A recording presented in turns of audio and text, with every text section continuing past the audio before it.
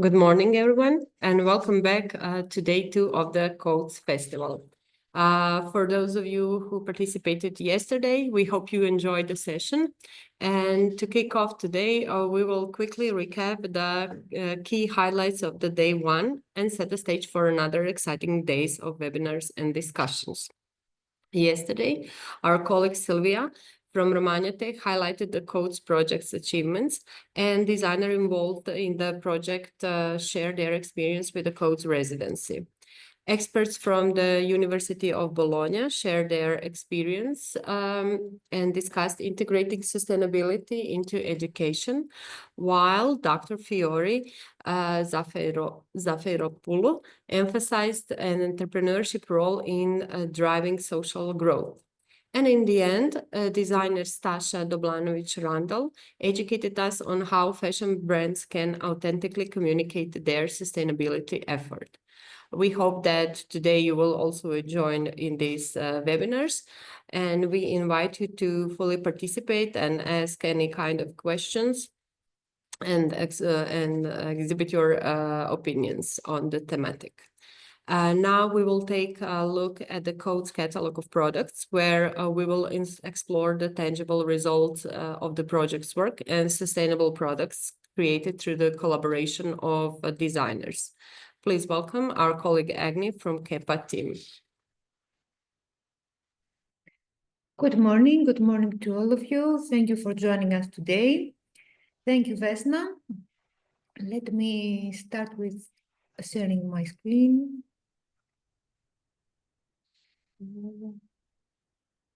I hope that you are able to see the presentation. Okay. Let me. Yes. Just a sec.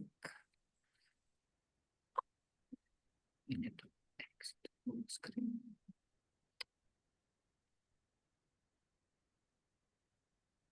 Just a second, excuse me. Exit.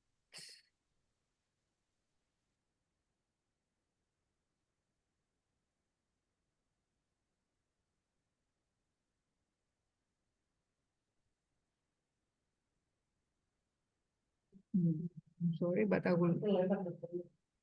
No. Okay, I will show it like that because I cannot make it full screen.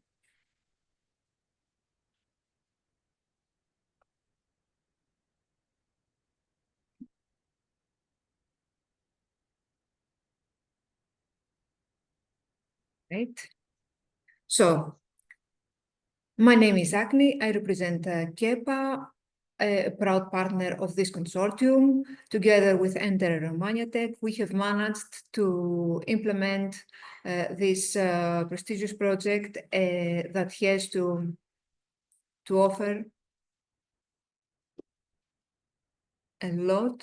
Just a second. I think that you can see it now better. Okay, thank you very much. So, what we did, we have managed to join forces, and for 2 years, we have created a digital platform. But what were the steps that have been followed? Primarily, we conducted research in Croatia, Italy, and Greece.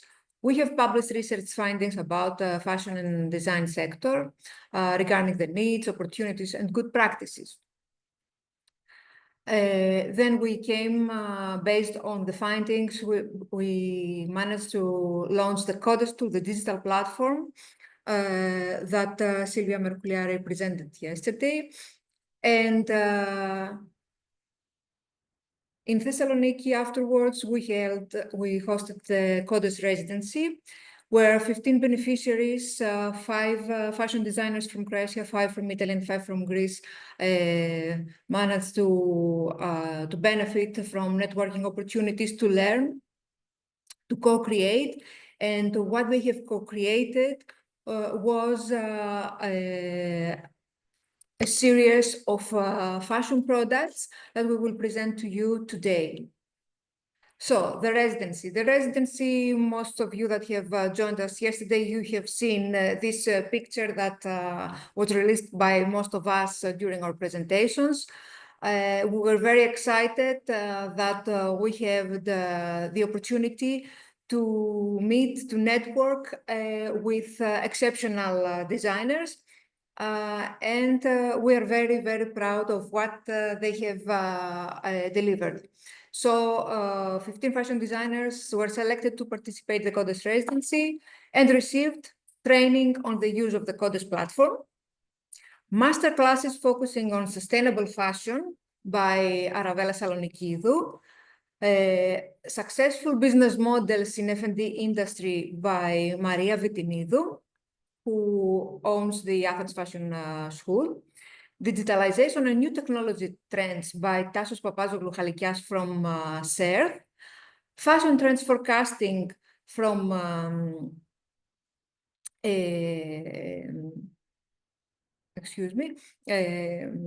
Venetia Koutsou, who is a researcher and a professor, senior professor at the International University in Thessaloniki, International Hellenic University, based in Thessaloniki, and design thinking methodology and co-creation practices that were developed and presented by our team members from KEPA, Poppy Konomo and Nikos Rovatsos.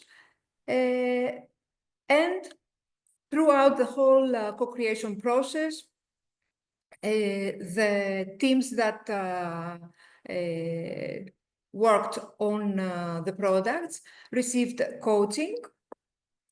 And of course, networking among participants was a reality for future development, something that we saw later on among our communication.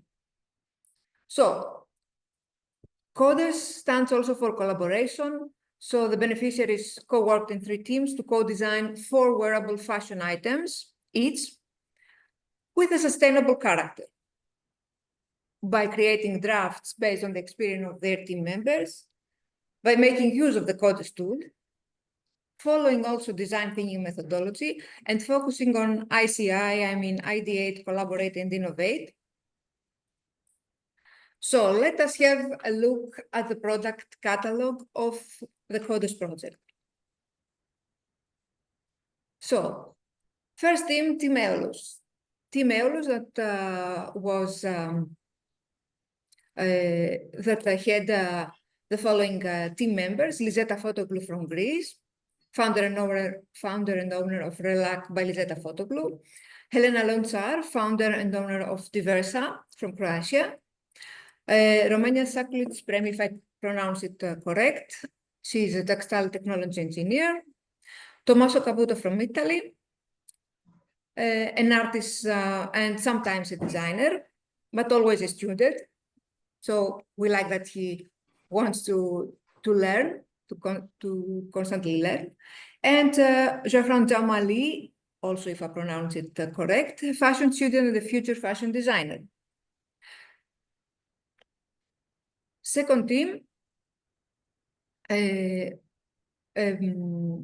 better of all, was consisted of Mara Chiara Pisoni from Italy, Erika Casadio, Stefania De Filippo, Silvia Kranczek, and Nikos Tsigaros.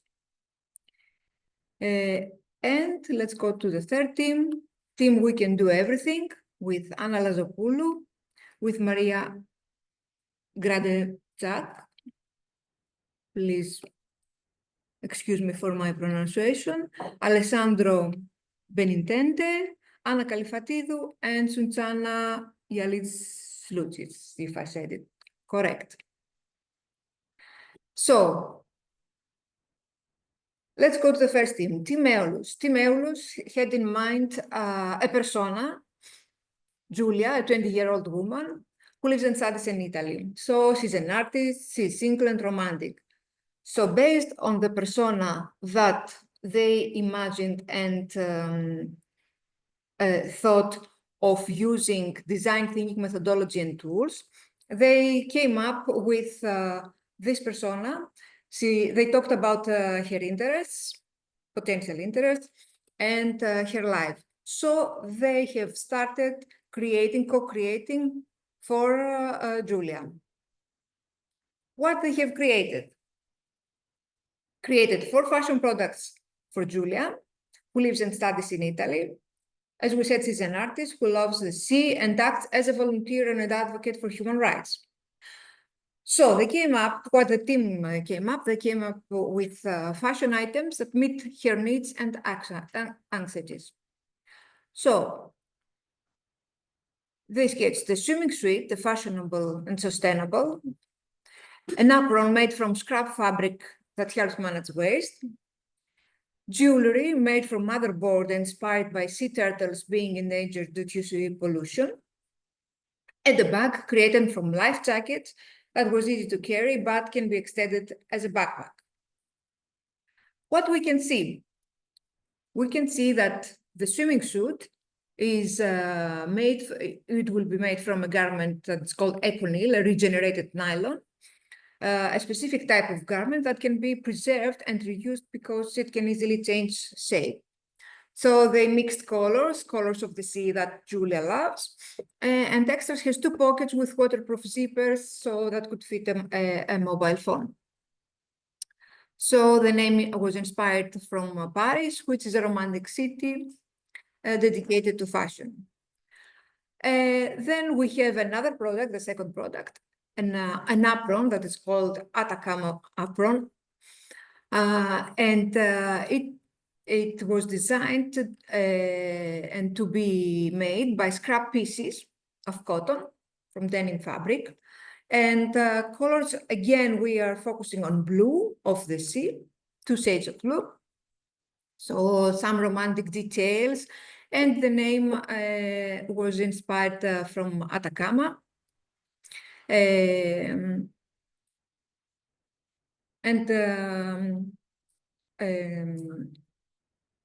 a name that was a name that is found in Chile. And let's go to the 2 more. The names here are more related to Greek islands. So the bag that they created is called Lesbos, from Lesbos Island, and the jewelry that they have created is called Zakynthos, from another island, another Greek island. So the garments for the bag are created from life jackets and used from refugees. Colors are orange, gray, and light blue.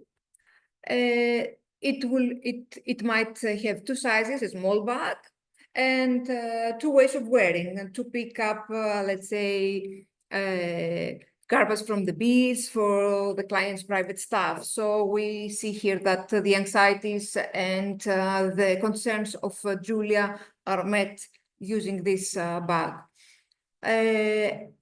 And for the Zakynthos jewelry is made from motherboard. It is a turtle shim and inspired from the sea turtle that lives in Zakynthos Island. So these are the 4 first products that Team Aeolus created. Let's go to the second team, the team Better of All. They designed their products for Andrea, a digital nomad who works as a social media manager. She's young and a cultural person, a lover of beauty and creativity. She cares about the environment and sustainability. Andrea is a cat lover and has her own cat named Mimi. Okay. Modern life disappoints her in many ways. She's mainly disappointed by the pollution, the political system. She also has, so we see that Andrea also has anxieties and concerns about the society. Is focused also on her goals of her life, among of which are traveling, meeting new people, have positive impact. So what they did, what Better of All team did. Created 4 fashion products for persona Andrea, the digital nomad that travels frequently. So she needs to be flexible throughout her daily life. So with these items, she carries only a few pieces of clothing that can be worn in different circumstances. A t-shirt that can be worn in 4 different styles, trousers combining formal and casual look, jacket designed with a focus on functionality, and a backpack made of sustainable patterns and 2 alternative ways for use. Let us have a look at each one of them. So we have the Annecy t-shirt. Annecy means comfort in Greek, and it's a t-shirt made from recyclable and blood-degradable organic cotton. This fabric makes it breathable and functional, allowing more movement. And the trousers, Synthesy trousers, that Synthesy means connection, is a pair of trousers made from sand-washed twill cotton. This fabric makes it functional and easy to fit. It has a relaxed and cool style, combining classic and modern, and it's definitely ideal for traveling. So you have 2 in 1, as we say. Asphalia jacket, the third product that this team created. Asphalia means safety in Greek, so it's a jacket made from sand-washed twill cotton and cactus leather. This jacket is waterproof, functional, and comfortable for traveling, ideal for traveling. And the Peripetia backpack, in Peripetia means adventure, is a backpack that made from washed canvas, and the front pocket is detachable, can be transformed to a crossbody bag. So we believe that they have achieved their objectives as a team to have something, to have some products ideal for their persona. And let's go to the third team, the We Can Do Everything.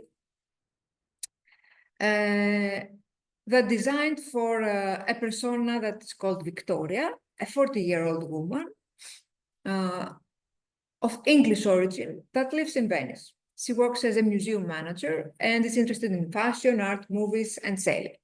She belongs to the upper class and she's divorced.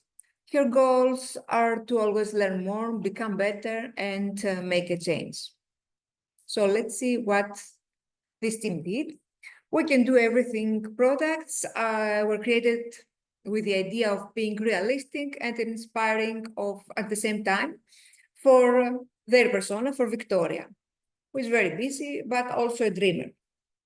So they made a hat for a stylish passeggiata, walk, as our Italian friends say, walk for a pleasure.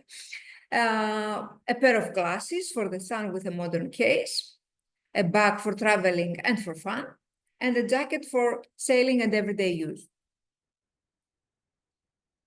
So they created the gondolier hat, a hat inspired by the traditional Venetian gondoliers instead of using straws. The material used is recycled, felt crafted by a local artisan. Tone-to-tone black on black, and a classic statement piece with a velvet ribbon or scarf and golden eyelets. I believe that you can see some of the details that are shown on the picture. So Venice, our persona lives there, so we believe that this is very, and she works also for the museum, so they have managed to create something that matches their style and their profession. The Murano Vista eyeglasses, this model integrates black wood from gondolas with Murano glass, that is famous Murano glasses in Italy, for the lenses and upper frame details.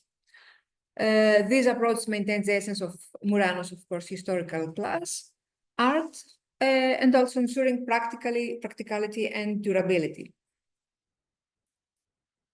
And the 2 last ones, the Victoria bag and the sail around jacket, The bag is named Victoria, personalized after the client, after their persona. The bag uses the same colors and design as the glasses case, and is made from upcycled leather. The bag design tries to combine an artistic style with the organization needed for a businesswoman like Victoria. And the sail around jacket is a fashionable garment made of parts from old sailing parts. And the jacket contains many practical pockets with details in yellow and red and blue colors, zigzag stitches, and an elastic grip that provides a better fit. This jacket is practical for sailing in heavy weather, but works also as a statement piece for a city walk. So close to, let's say, a trendsetter and a fashion item. What were the benefits of all these 15 participants that joined the CODES residency? Cooperation, networking, and showcasing. But from the residency, we have managed to go to the platform and make all the beneficiaries be active on the digital platform that CODES project created, to the creative and sustainable platform to revolutionize design in fashion. How? By promoting innovative business models to address transformation of the fashion and design industry market through new forms of collaborative creation and utilizing the possibilities of digital technology. This platform is open for all of you that are attending and anyone else, any other fashion designer. So have a look, join us at codesplatform.eu and benefit from networking opportunities, transnational creation and circulation, the digital tools that are offered and services based on emerging technologies, product innovation for a new manufacturing revolution, and of course, a sustainable fashion community supported by new digital artisans. So the whole idea of our project is the co-creation through and collaboration through digital tools that are open, and you are more than welcome to join and benefit from it. Thank you very, very much. Thank you, Agni, for your presentation. If you have any questions, you can directly ask Agni, or you can type it in the chat. Now we will continue with our webinars, how conscious consumerism shapes clothing design. In this session, Tena Lavrencic, an ethical fashion advocate, will explore the role of conscious consumerism in shaping clothing design. Tena is communication specialist and an ethical fashion advocate based in Brussels. With a background in anthropology and passion for education, ethics, and sustainability, she started Thinking Threads in the summer of 2020. Since then, she has worked with the Fashion Revolution Belgium, Fairtrade, and several ethical brands to challenge mainstream ideas about clothes, styles, ethics, and sustainability. She regularly writes for online publication and hosts the slow fashion events, mainly in Belgium and Croatia. Tena will provide us insights into how consumerism choice is influencing designers and driving change toward more ethical, sustainable fashion practices. Tena, the floor is yours. Thank you very much, Vesna. Hi, everyone. Thank you so much for having me. I'm trying to move a little bit as we're speaking because we have a single ray of sunshine here in Brussels and it's going straight in my face. So I'm trying not to, cry during this presentation, so keep up with me. Thanks everyone for having me. I hope, okay, technical checks first. I hope you all hear me well. I'm gonna attempt to share my screen. Yeah, we do. Okay, good.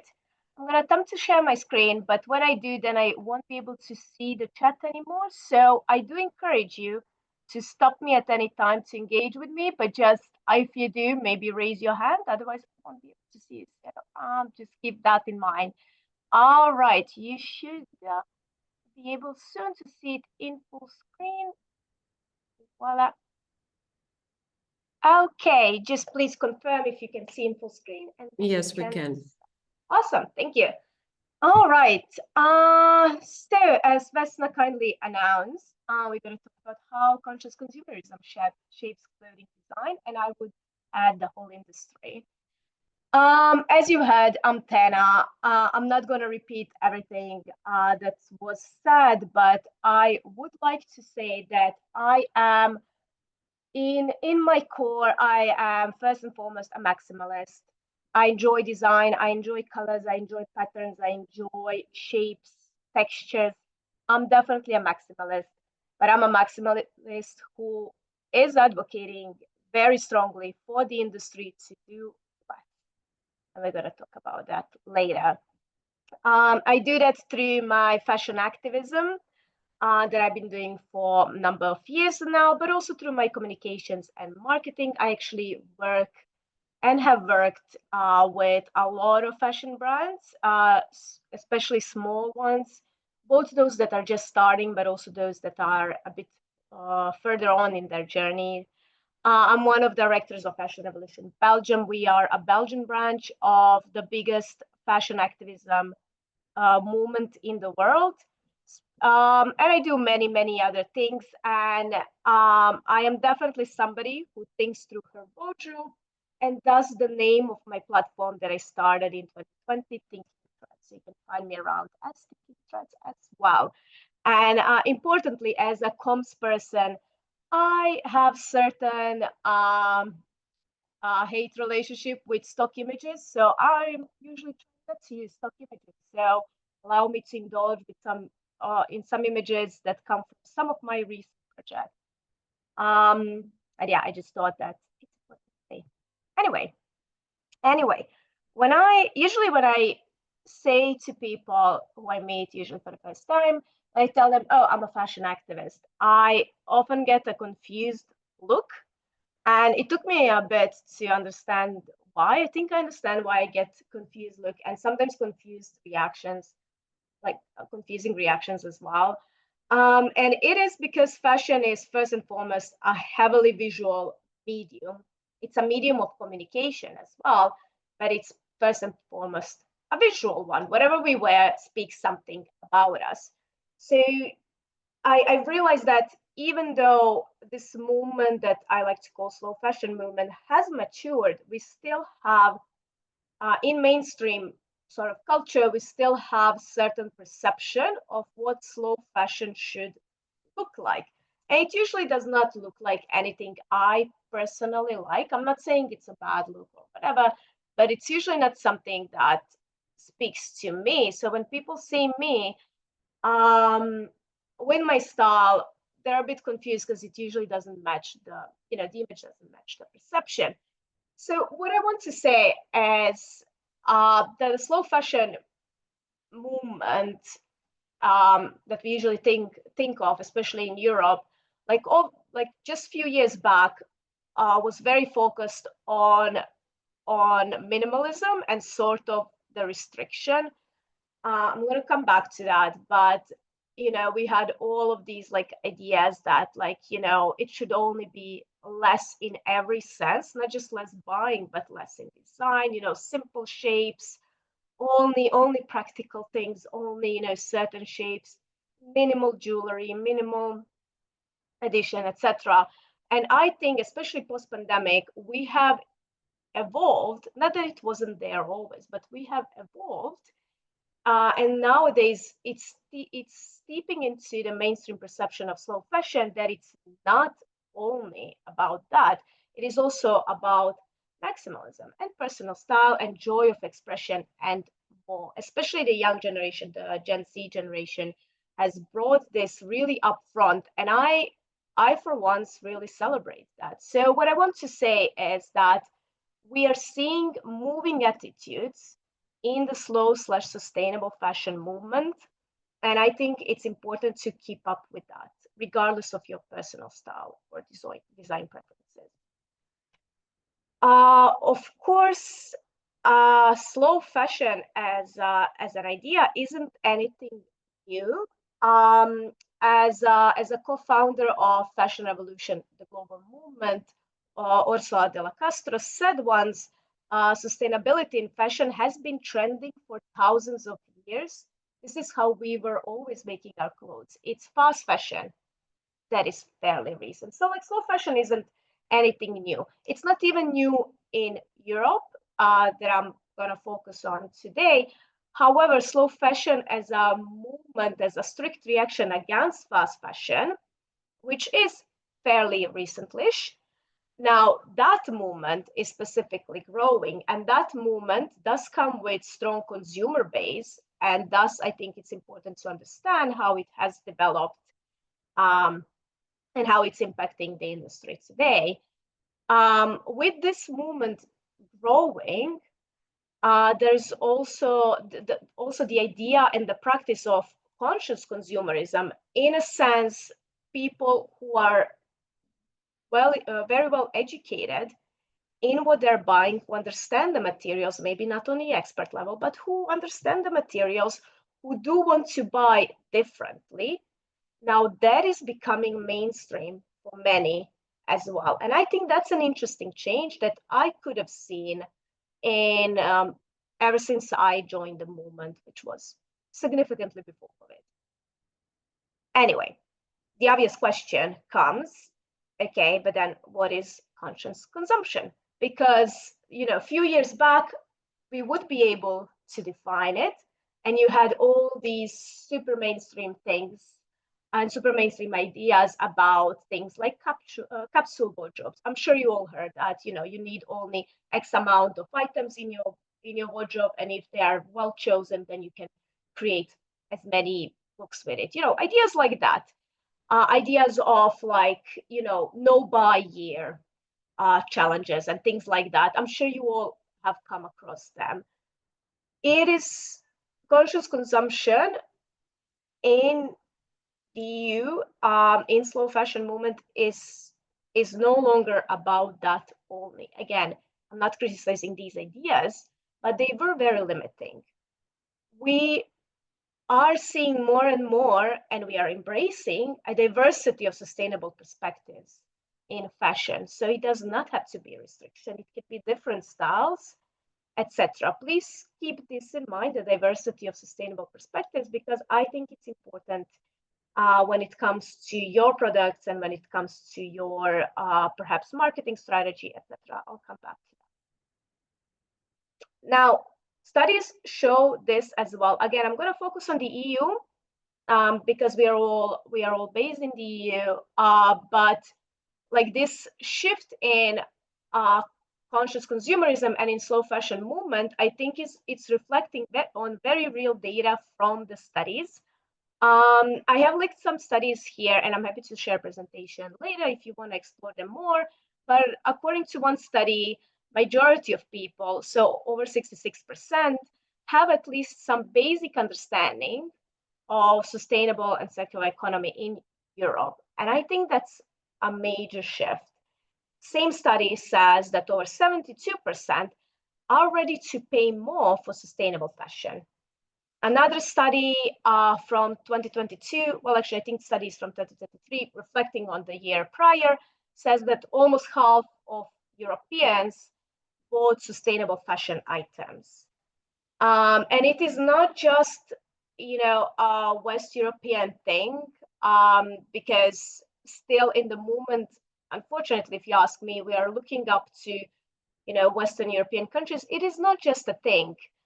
In Western Europe, I am linking here a study, a research on Romania, for example. So we are seeing that all over the EU, which I think is exciting. And it is changing market concretely as well. The global secondhand market, for example, is projected to reach 86 billion by 2028. So that's like by the end of this decade. In the EU specifically, it may not surprise some, secondhand luxury market is really growing. But you might observe as well around you, like even in your cities, you might observe that there are more and more nowadays small and independent brands focusing on sustainability in one way or another. There's a growth also of appreciation, I would say, of local stuff and you may see more and more concept and small shops around that. It is no longer a novelty. We are almost expecting that to see in every major city. What I want to say is that sustainability in fashion became mainstream. Absolutely. And with that, unfortunately, the symptom of that is greenwashing. Because nowadays you will see pretty much every fast fashion brand trying to bring up how sustainable they are. And with that comes a lot of greenwashing. But I think that's a symptom of these ideas becoming mainstream.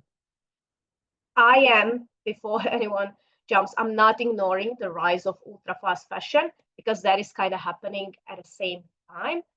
The ultra fast fashion are all the brands that I'm pretty sure you all have heard of. They are now very well established in the EU.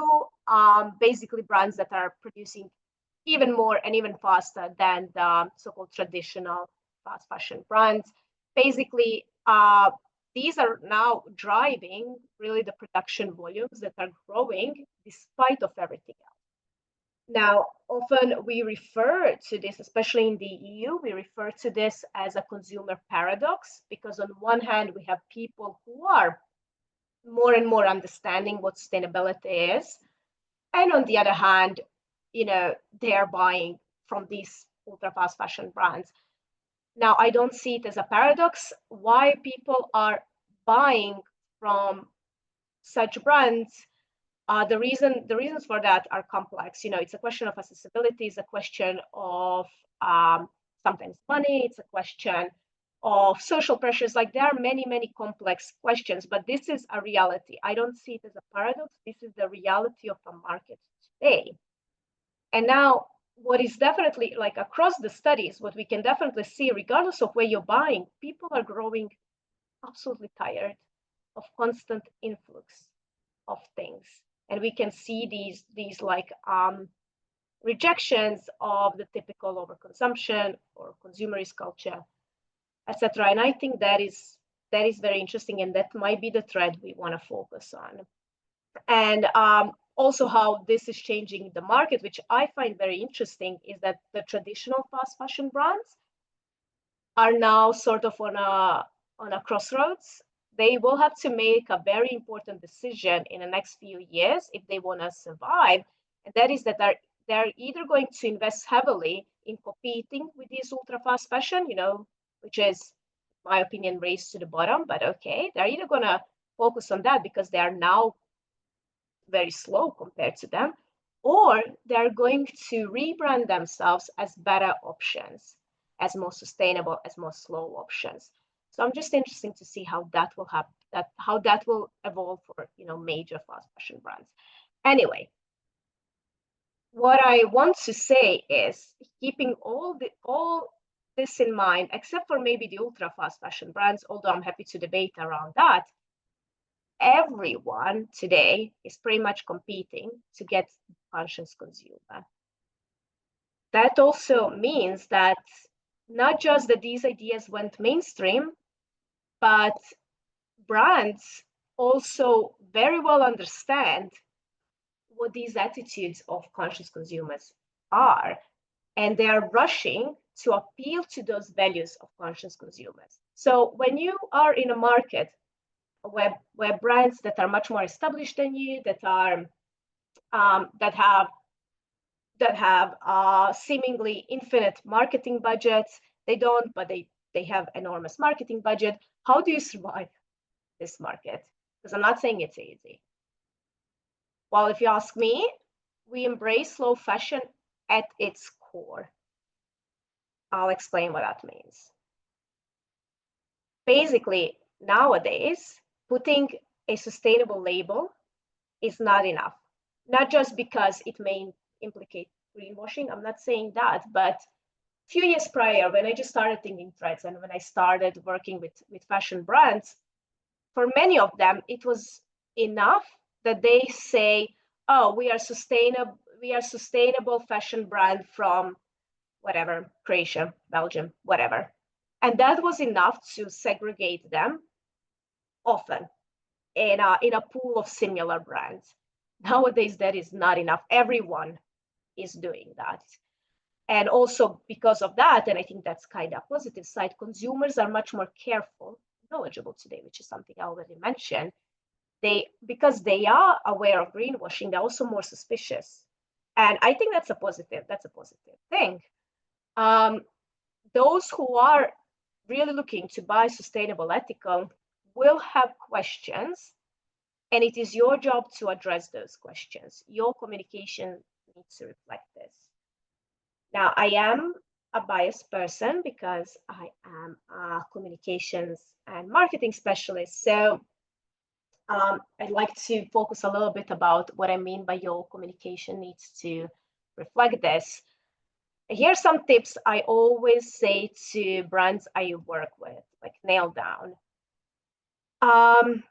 Many brands are trying to just appeal to this now ever-growing pool of people that is called conscious consumers. Like they're trying to appeal to conscious consumer in general. When I ask people, okay, who's your target audience? They say, oh, conscious consumers, people who want to buy better. That is no longer a niche. I think by this point, I think it's, it should be clear. I've been trying to say this basically throughout the rest of the presentation. This is no longer a niche category of consumer. This doesn't mean anything. Instead, I encourage you to find an actual niche that relates to your brand or business, but niche that is not, conscious on consumerism or whatever. And I'm very happy that I could hear a little bit about your projects before this presentation, because I see that many of you understand the need to focus on lifestyle. And I encourage going down that path. I encourage focusing on things like sports, activism, urban life, pop culture, music, whatever it is.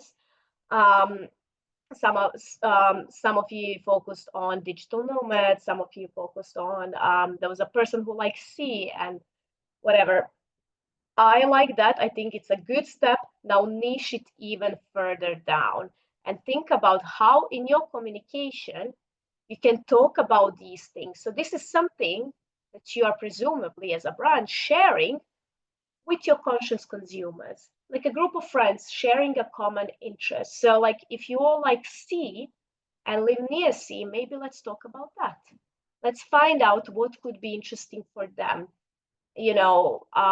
Pictures of sea, nice beaches, or maybe promoting beach cleanups, or find something like this. Or for digital nomad, what is important for them? Maybe it's important how to travel more sustainably. Maybe it's important for them what are countries that are friendly to digital nomads and what are not, how to be respectful as a digital nomad in the hosting country, etc., etc. Things like that as a communication focus will, well, in my experience, lead you much further. But then through these niches, tell a story on how, where, and why you're making products that you're making, because people will want to know. People will have questions. Do not be afraid to give them those answers.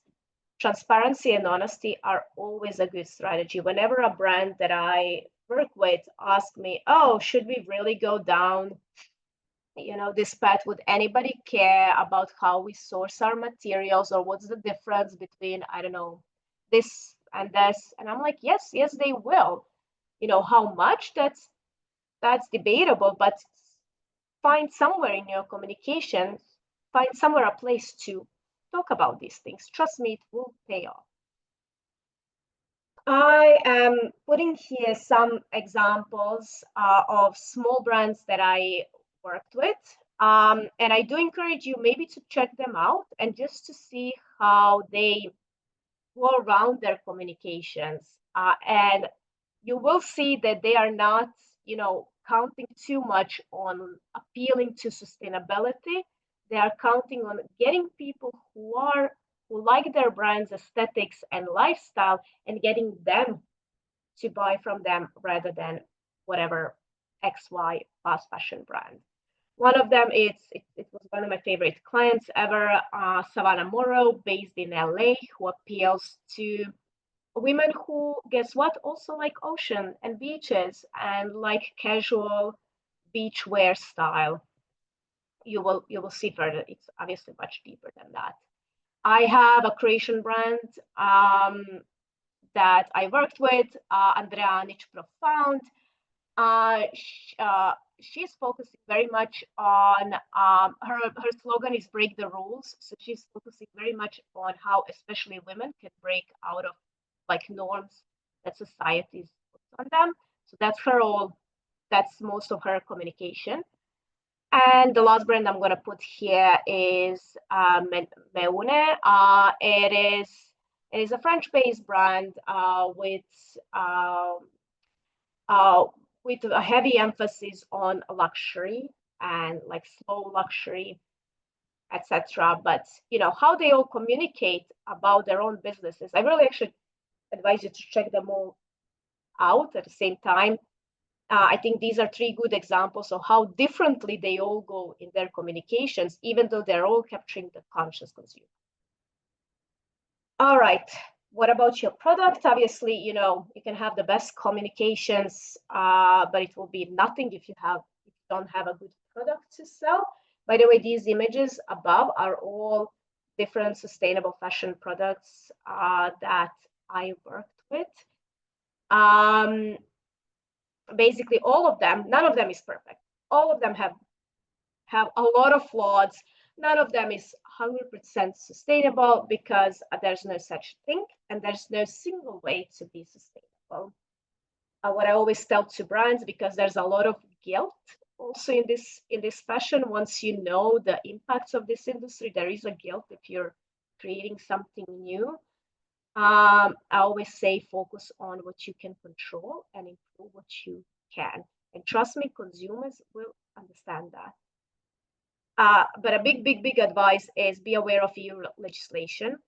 There are many things that are changing right now that I, as an activist, really welcome, because these are the things that groups like Fashion Revolution have been advocating for years and years and years. So be aware of these changes and try to stay ahead of laws, just so you're okay. And trust me, you as a small brand can more easily adapt to legislative changes than a huge international, corporation. So use that as your advantage. Importantly, stay close to your consumers and listen to their needs. It will eventually save you money and other resources. I know you know your clothes best, but it is important that you do appeal to your consumer. And for that, you really need to know who your core consumer is. And what always pays up is join forces with other small businesses. It is good for you, but also for strengthening the slow fashion market. And this is why networking platforms for collaboration and to come together are super useful. So I'm happy to learn about Coda's platform. I think things like this are essential. You cannot do this on your own. And I know many brands who are collaborating together. They do not see themselves as competitors, even if they are making ultimately similar product. They are seeing themselves as collaborators, and I love seeing that in the market. And at the end, very importantly, at the end of the day, you're also a consumer. I'm also a consumer. We are all also consumers, and we do participate and change this industry also with our own practices. For me, the greatest thing I've done in my lifestyle change was not to stop by fast fashion. Like, that's relatively easy when you have certain opportunities, when you have when you look a bit further. That was not the hardest part nor the greatest part. The thing that I think was the biggest change for me is changing fundamentally my mindset around consuming and deciding to step out of the overconsumption culture. So ultimately, it is not so much about where we buy, it is how we buy. And I think that you also, even if you are Even if you are a maker or a designer in the industry, you also can contribute to that as a consumer by just changing the mindset. And I bet that many people that you will try to appeal to will understand that. My typical tips for acting as a conscious consumer, which, by the way, I think also reflect on who a current conscious consumer is. Basically, be critical about what goes in your wardrobe. I treat my own wardrobe as a premium space. Not everything gets to be there. Not everything gets to have a space there. It's an expensive, premium, whatever you want to put space, and only selected garments go there. Find new ways to wear all things. Honestly, slow fashion for me is much more creative because it challenges me to rewear things differently. Limit the exposure to ads and triggers. Step number one, I always say to people, just unsubscribe and unfollow fast fashion brands. I would add also influencers who are promoting overconsumption. Give secondhand a go. Secondhand in some cultures and in some countries is more, I would say, accessible, available, and more appreciated than in others. But this is a changing culture, so I think this is changing across the EU. When possible, you also try to choose small and local brands. Support others that are doing the same as you, and trust me, the support will come back. But also support brands beyond buying, interact with others, give feedback to others, spread the word. By the way, your consumers will start doing that to you as well. And I always say, like, learn basic mending and repairing if you don't already do that, or find somebody who can. And again, all these points are something that I'm seeing in the current conscious consumers. So if nothing, maybe use these as a cheat sheet. And final point, we are all more than consumers. I think that is important to keep in mind. Not only that many of you are designers and makers, but you are also citizens. You are also members of your local communities. And I think there's a power and strength in that. I always encourage, regardless of your background, try to find and join local groups like local mend and repair groups. I'm sure they are. If not, maybe you can start one. It's great for building the community, and trust me, it will be beneficial for your communication as well further on. Support NGOs that advocate for the industry you want to see. I am connected to Fashion Revolution, so I know that there is likely a Fashion Revolution branch near you. I know that Fashion Revolution Greece, for example, is super active and we all look up to them. So I do encourage you to look for your local group. Join or organize events focused on ethical and sustainable fashion. This is something I have helped small brands around me to do a lot because communications go beyond your social media and your digital marketing. And this community building, I think, pays off in a long run. Help others discover the positive sides of fast fashion. Slow fashion. Positive sides for their wallets, themselves, others, and the planet. I know you know all of this, but do help others be the useful sort of person who will be the go-to person for advice.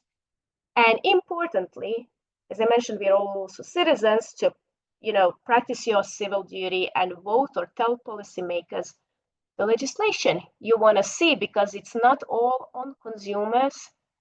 We have to change this industry from all aspects. All right. At the end, thank you very much for staying here. Let's keep in touch. You can easily email me, find me on Instagram or on LinkedIn. Please do connect. I love meeting, I love chatting, and I love supporting small brands, and especially those that are just starting. So please do reach out. And I believe we have maybe few more minutes. So if there are any burning questions, I'm here. Thank you very much. Thank you, Tena. Thank you for all the advices and tips. If anyone has a question, as Tena said, please ask. But before that, I have a question. What do you think is the future of the ultra fast fashion? That is a very good question. I am really trying to stay away from the doomerism, even though it's sometimes really, really hard, because I am actually a person who will go and read the reports and who will go and read the volumes produced, etc. So I have to say I'm sometimes scared. However, there are big changes, not just in the consumerism, but we have also seen huge steps that the industry have been making. So, for example, the fashion revolution started 10 years ago as an answer to, you probably all have heard it, to the biggest tragedy in the fashion industry, Rana Plaza, the collapse of the factory complex called Rana Plaza. That was in 2013. As an answer to that, not only did the movement started, but we have some legislation and some laws that have come after that as a result, maybe immediately after or years after, and that have been protecting the workers on the ground since then. We have also seen countries regulating stricter and stricter, including the EU, and now we are seeing legislation that is coming up.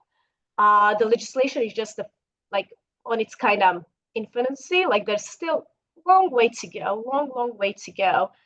But I feel that not only that ultra fast fashion is unsustainable in ecological terms and like human terms, but it's also unsustainable in the industry, I feel, because the rest of the industry is going against it. That's kind of my view. So I don't think it's gonna last.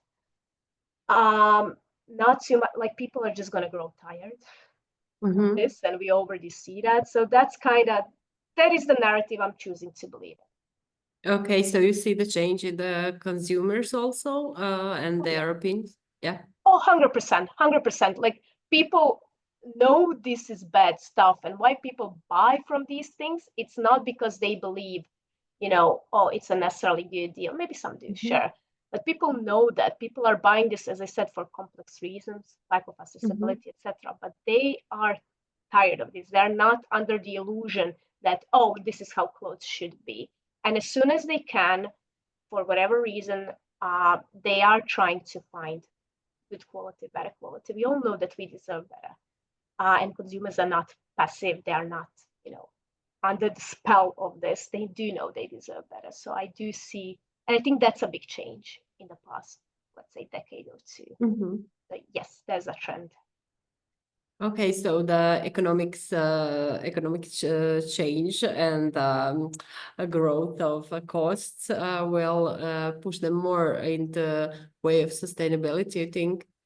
I do think so. Not necessarily that, we will all stop buying from fast fashion or whatever, but in a sense that we will actually start to think about investing in better quality, reducing to buy because we are tired of having too much stuff around us. I think also I also think that slow fashion is becoming more accessible. There are more and more brands around you. Like, just a decade ago, I was always looking at the brands based in the UK or the US. So, there's like, they're like overbroad. Like if I want to buy better, nowadays I literally have to go outside in Brussels and like there are shops that are there physically presenting those brands. Or they're like, I go on Instagram and I can see like bunch of creation brands because I'm creation as well. So I see them and I can know them. So they're much closer to me as a consumer and they're more diverse than ever. So I know that there will be something for me. And I think many people do. Many people are coming to me and just like, oh, can you, recommend a brand for this and this? And they're being very specific. I had a colleague the other day asking me for a good brand in Brussels that sells good socks. So, and I was able to recommend because they are So yeah, I choose to believe that, and it's something that I'm working hard for. Thank you very much. Once again, it was a pleasure listening to you and watching your presentation. So thank you for your time. And now we will continue with our webinar number 2, continuous mass customization processes from the user to the product by means of a generative interactive modeling approach. Our host will be Massimiliano Fantini. He attended numerous national and international conferences presenting the results of researchers and projects, and he has over 50 publications, including articles in international journals, national contributions in the conference proceedings, and specific contributions to book chapters. He graduated from mechanical engineering at the Faculty of Engineering of the University of Bologna and obtained his PhD in design and methods in industrial engineering. He's a co-inventor of 2 national patents about the production of customized devices for the surgical research and mandibular reconstructions. So he will show us how digital tools and generative modeling approaches are transforming the way products are designed and manufactured and provide us with personalized experience for consumers. It will show us an exciting look at the future of the fashion and design. Massimiliano, can you please Thank you start? very much. Thank you very much, Vesna, for the presentation. Welcome, everybody. I will share my screen just to show my presentation. Okay.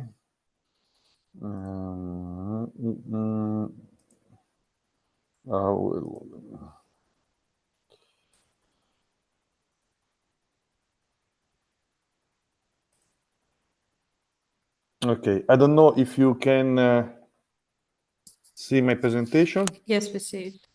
Okay, thank you very much. So I will start with the presentation. Well, I will focus on, from a technological point of view, on a design process for the continuous mass customization. But I'd like to start from a very impactful title of the cover of The Economist, dated in 2011. So it's about 13 years ago.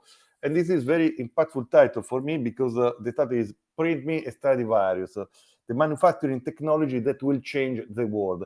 We are talking about a specific technology that is 3D printing, also known as additive manufacturing from more professional point of view. But it's very interesting this paper because is focusing on the difference between the first industrial revolution and this new manufacturing technology.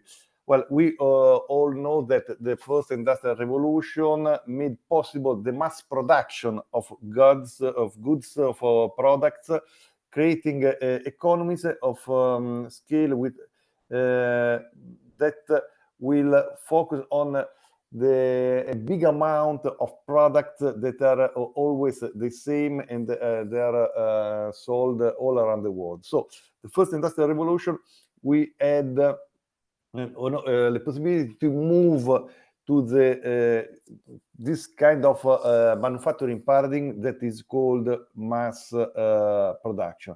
But with 3D printing, with this new manufacturing technology, is as a measure as opposite technology, as a positive manufacturing paradigm with respect to the first one, because by means of 3D printings, it is possible to create single items in a very cheap way. So we don't need to produce thousands of products to have some, efficiency from an economic point of view.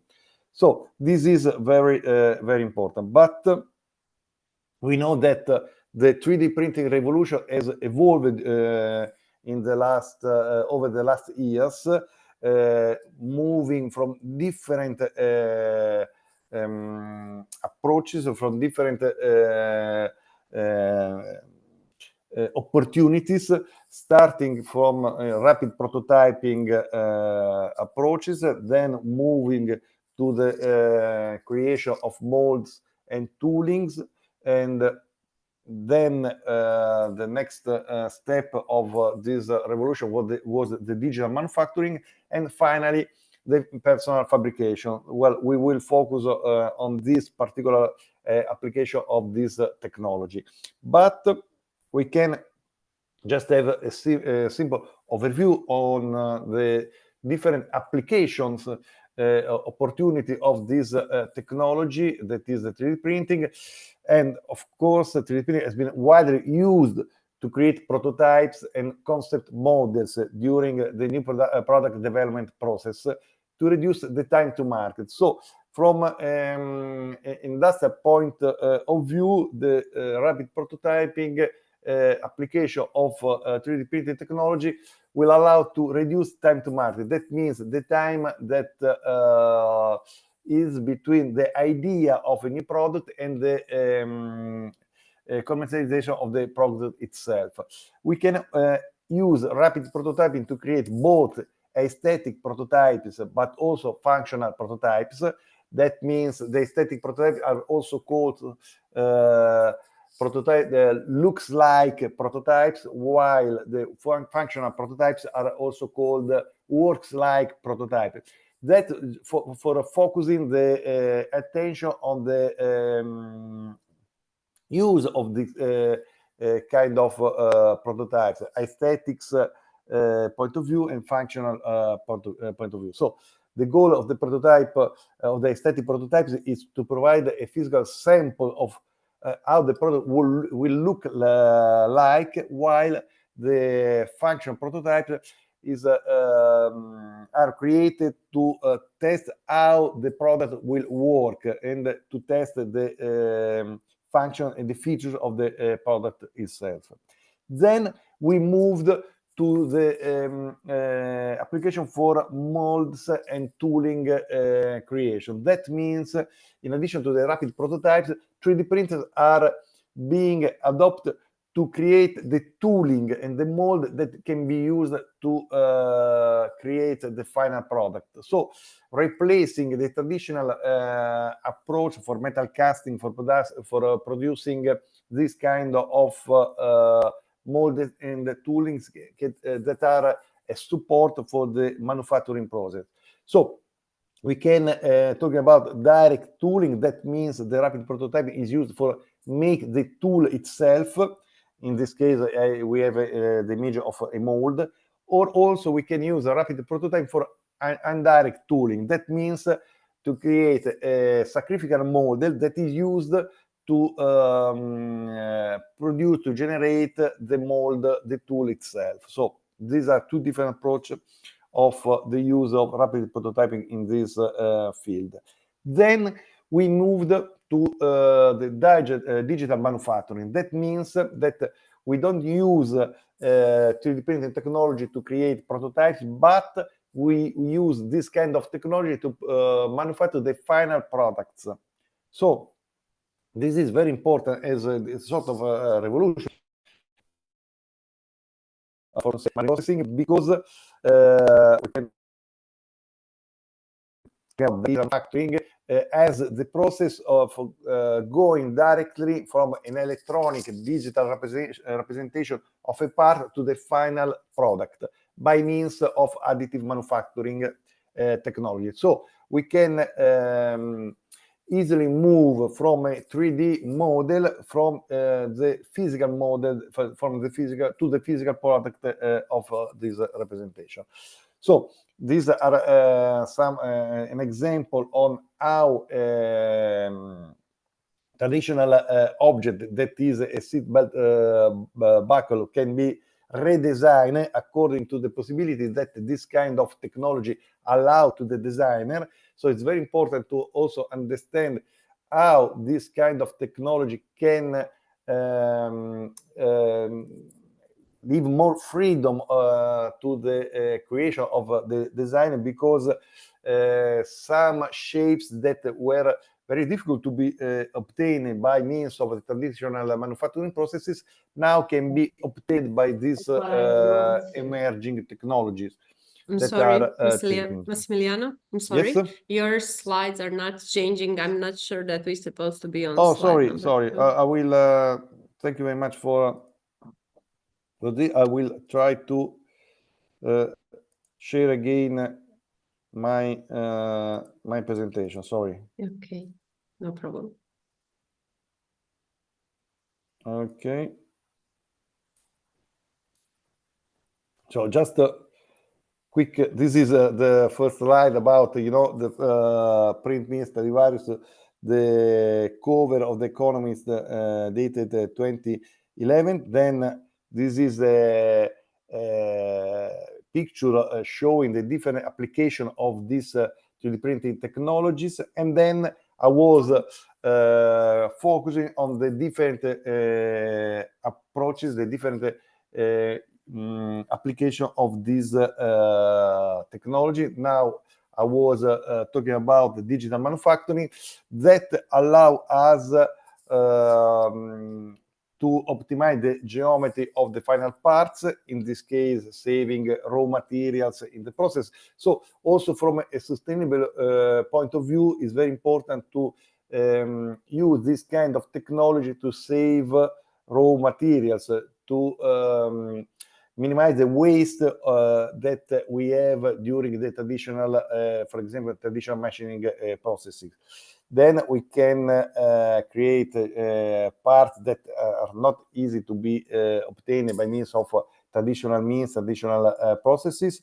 And we can improve sustainability also by means of the delocalization of the production. So I can create a digital model of the product, and then I can manufacture the product where it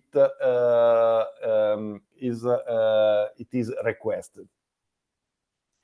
Finally, we can move to what we can define as personal fabrication. That means that the opportunities of 3D printing that allow to obtain also single object, single design without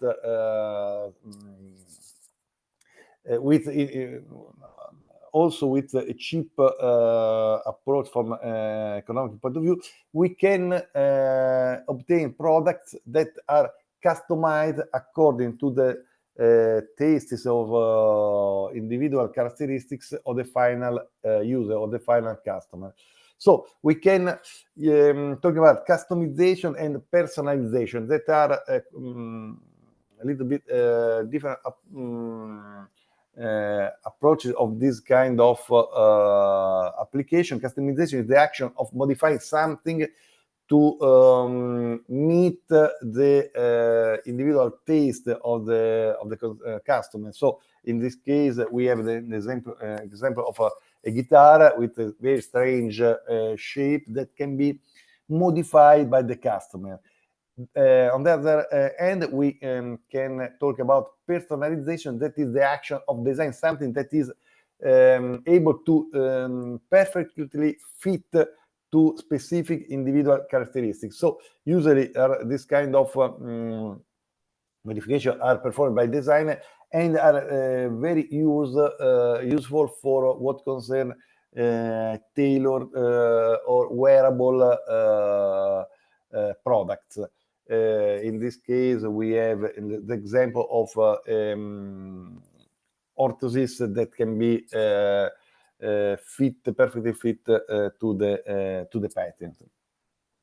So we have seen different application of the 3D printing technology, and this is important because we can see how this approach can fit with the so-called manufacturing paradigms. We can say that each manufacturing enterprise are involved in three main activities that are design, make, and sell. So design process, that is the part, the more creative part of the process, the manufacturing process, but of course also it's important the market, so the sell, the possibility to sell the products that we have designed and manufactured. So the relationship among these three main activities can identify different manufacturing paradigms. So in the so-called craft production, we have this order. We sell, then design, and then manufacture the object, the product. So first of all, we sell the product, then the designer design it, and finally we can produce it. In the mass production paradigm, first we have the design, then the manufacturing, and finally the sale of the product. So the market is at the end of the process. For what concerns the mass customization approach, we have another order of these three main activities, that is design, sell, and manufacturing. This is very important because we can also see how over the last centuries these manufacturing paradigms moved along this graph. For what concerns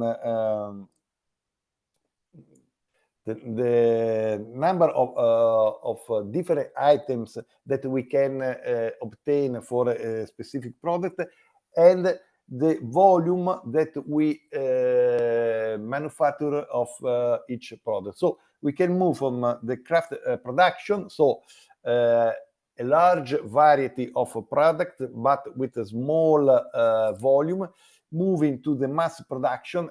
As you can see, we have very low possibility of change the product, but we have a lot, big amount of product for each model. Then we are moving to the going back to the mass customization, personalized production, in which we can see that the volume are decreasing and the variety is increasing. So we are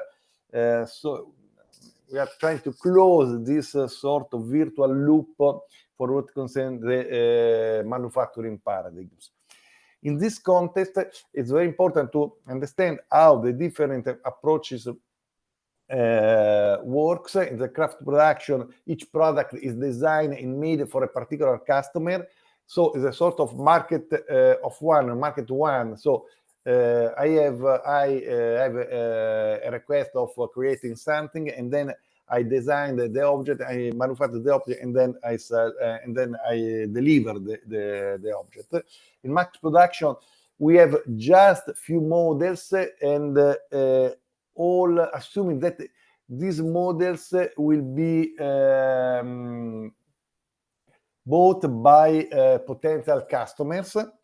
In the mass production, the customer can select some features of the final product. For example, is a classical example of this approach is when a customer have to choose the car that we want to buy, he can of course select some features, can modify some colors, can add some details, and so on. And finally, personal fabrication, in which some product options are also designed by the customer. So the customer has a very active role in the process of delivering the final object. This is how these four approaches involve the roles of the actor involved in the process.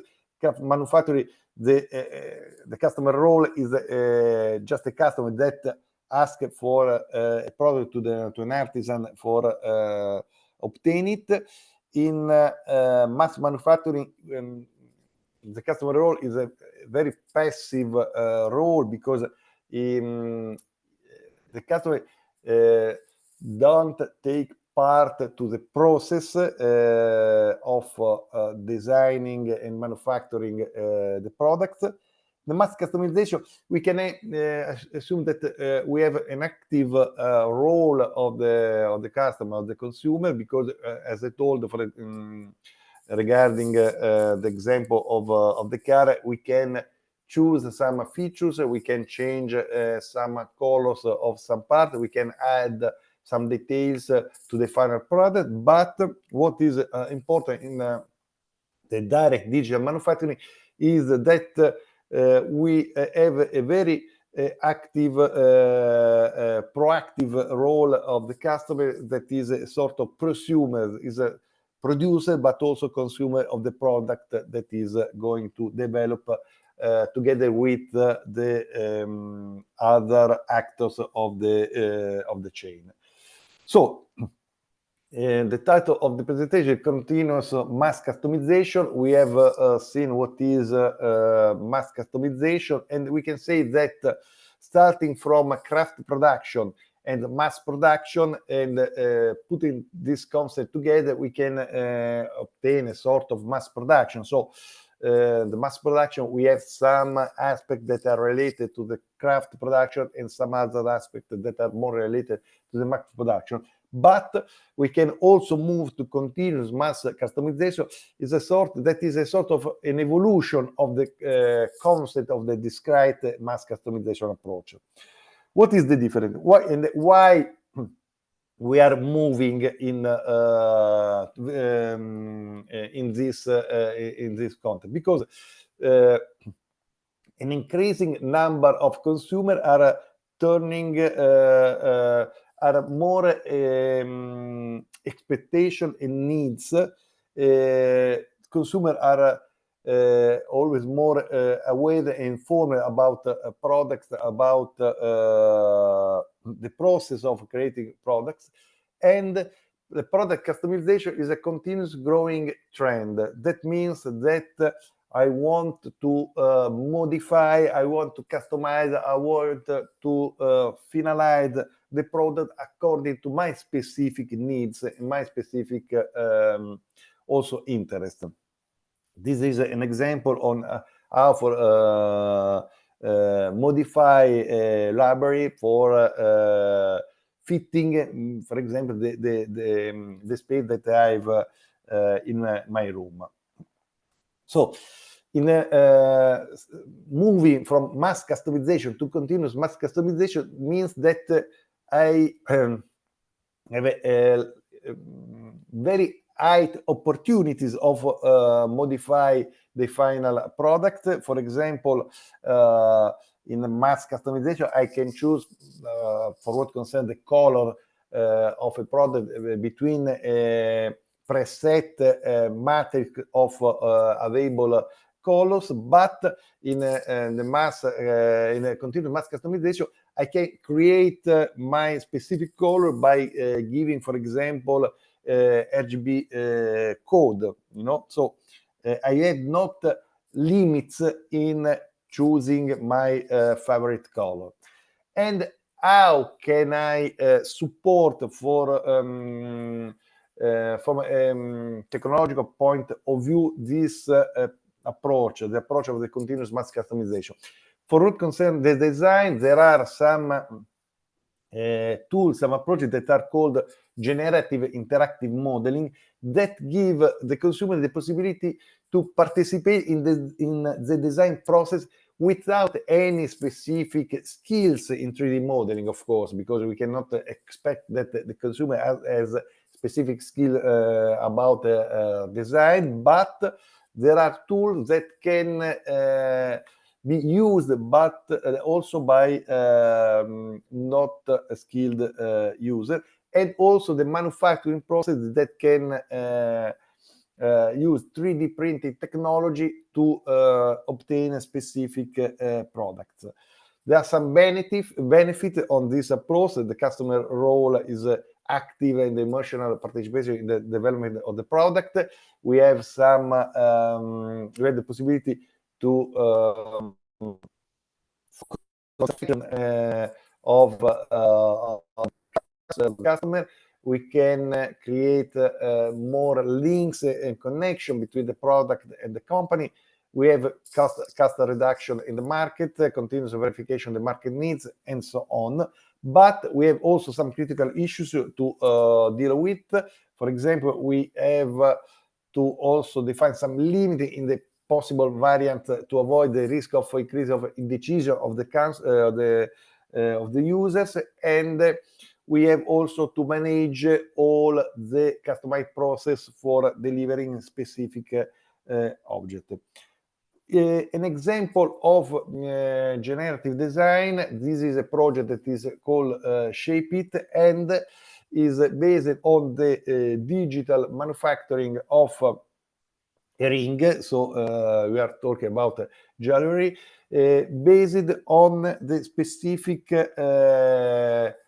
kind of music that the user use to listen to. For example, by means using different tools. The first is called Audible. It is possible to extract some features of the song that we choose for this process, and we can transform this feature in input of a process for designing a wearable object such as a ring.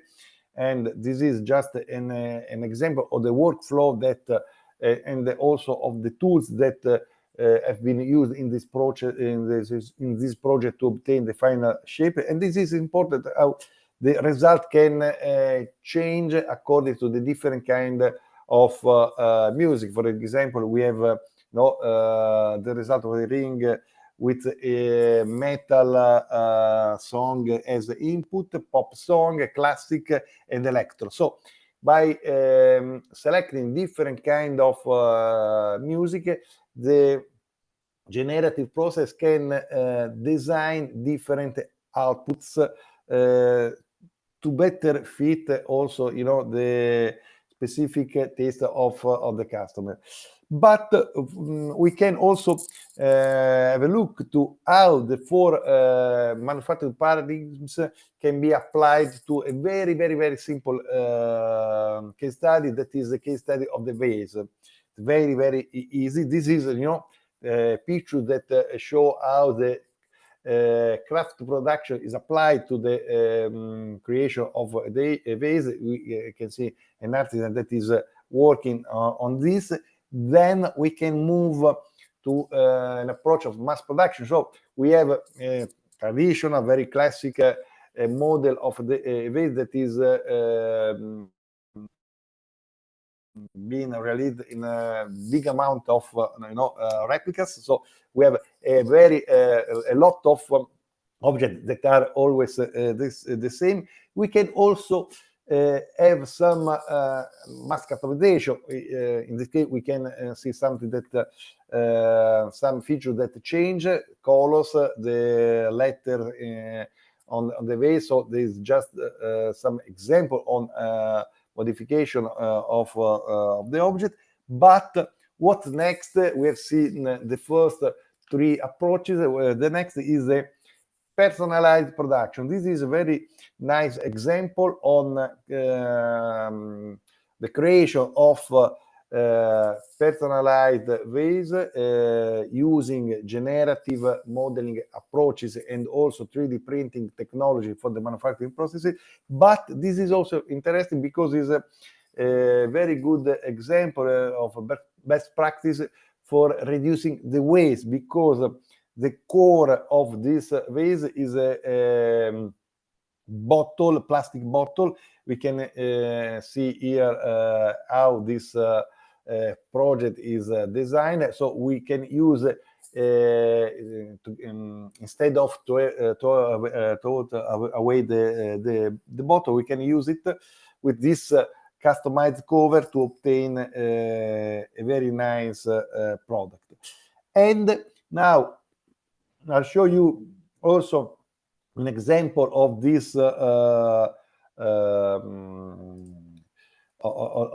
the case of the vase, how the generative design works. This is a startup that is called Potterware, in which allow a sort of online configurator that is freely available to the customer that can modify very interactively some measure, some shape of this object. So what can I do as a customer, as a prosumer, producer, and also user, consumer of this product? I can design it according to my taste, my needs, and then I can decide for the manufacturing. So as you can see, each product will be different from another. So we will have quite unique products that each user can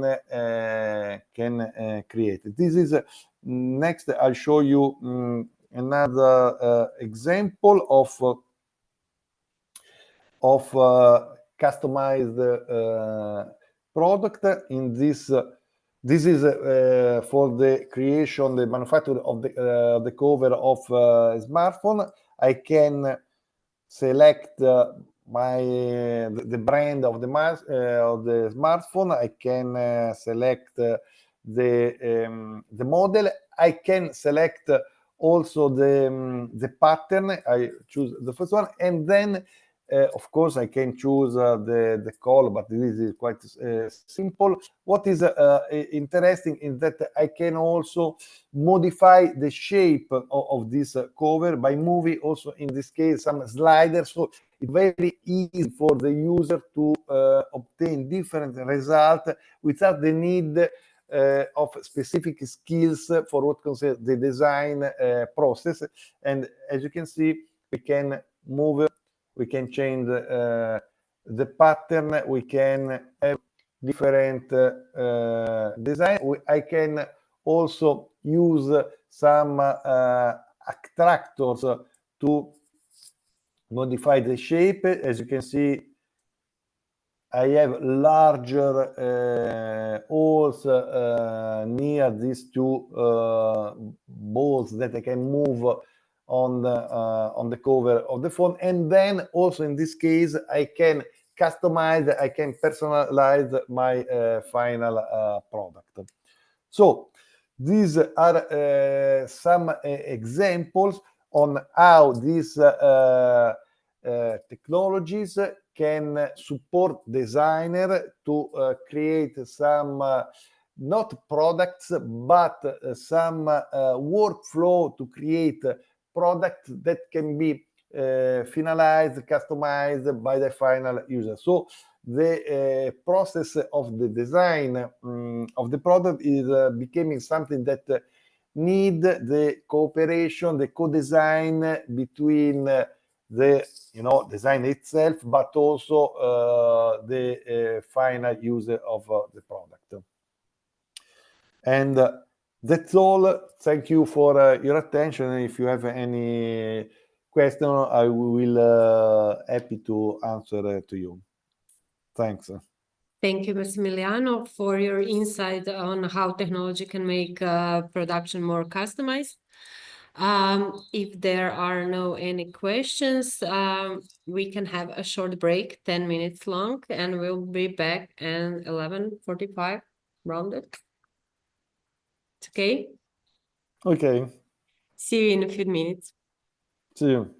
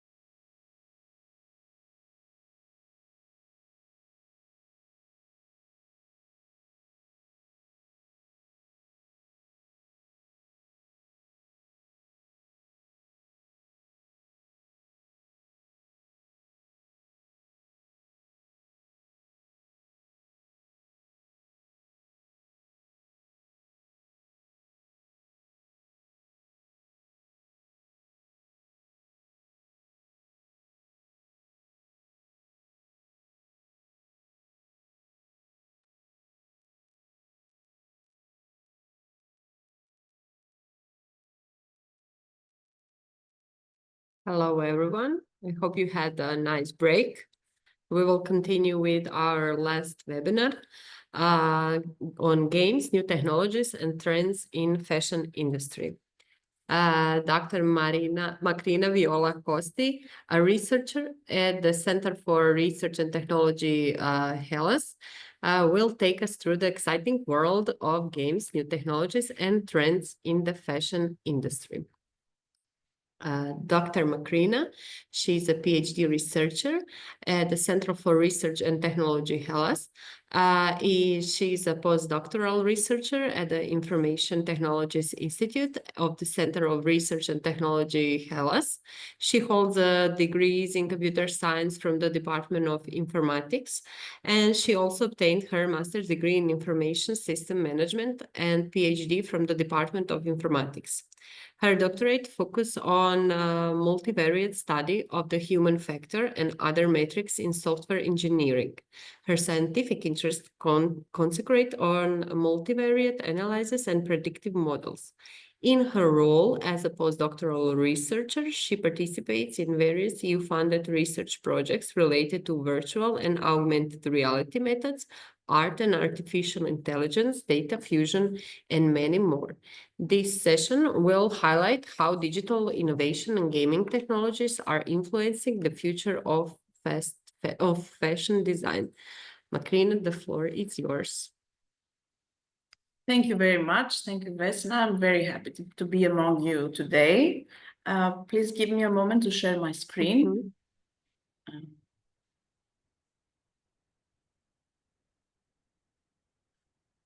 Just a moment.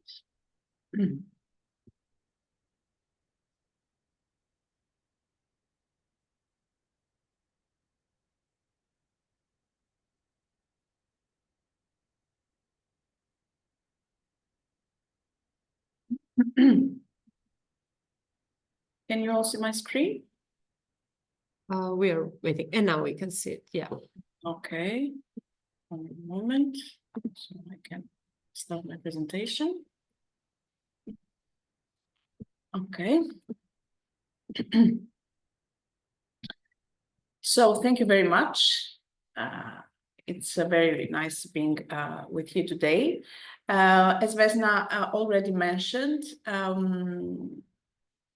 we are going to explore some key trends in technology integration, gamification, and digital transformation, which in the end will culminate in the iGame project, in which CERT participates as a coordinator, which will be in the context of a specific example of how innovation can leverage sustainability in fashion industry.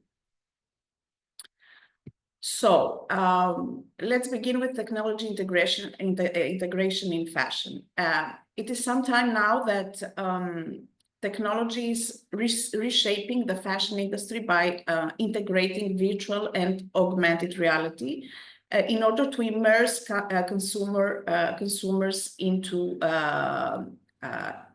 virtual experiences, and also advanced AI models for garment design and forecasting. These advancements streamline processes while promoting sustainability and innovation. For instance, virtual reality focuses on realistic garment simulation by addressing aspects like skinning and pose effects. This technology automates garment simulation properties, offering a comprehensive solution for testing garments virtually. And this enhances user experience, for example, by enabling accurate virtual try-ons and also better fitting predictions. On the other hand, augmented reality integrates technology and fashion to increase user engagement by allowing consumers and customers to visualize how garments will look on them without physically trying them on. This basically provides valuable insights into how augmented reality can revolutionize clothing marketing and user experience.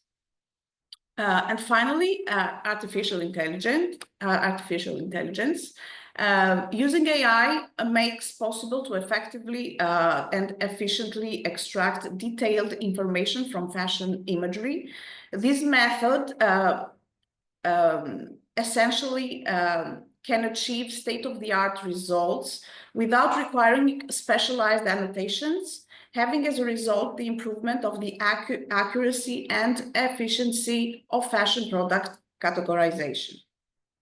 Therefore, combining technology and fashion turns the artifact into, let's say, technological tool which can enhance, in the end, some game activities.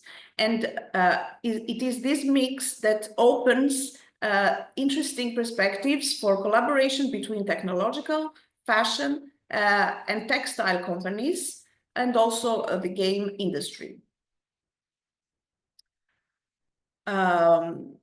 So let's talk a little bit more about games in fashion. Fashion games are revolutionizing how consumers and customers engage with fashion. Interactive experiences, virtual items, and gamified elements have proven not only to boost engagement, but also create new opportunities for brands to connect with, let's say, tech-savvy or younger audiences. This engagement is achieved through immersive, interactive, and gamified experiences by integrating virtual reality and gamification elements.